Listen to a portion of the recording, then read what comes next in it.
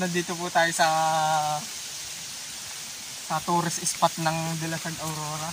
At ipapakita ko po sa inyo ang kagandahan nitong tourist spot dito sa lugar namin.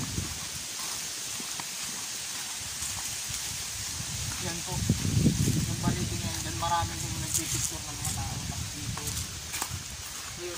Yung naliligo.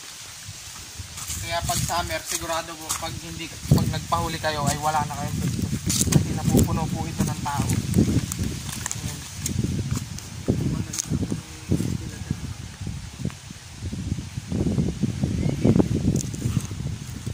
Ganda po maganda. Kung makikita nyo, yan. Ang ganda po niya. Baba tayo, baba.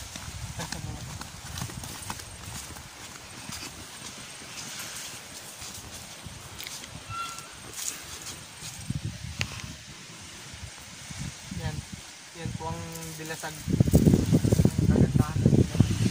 Marami pa po akong ipapalabas na magagandang tanawin dito sa Dilasag. Kasi marami po ditong mga viewpoint.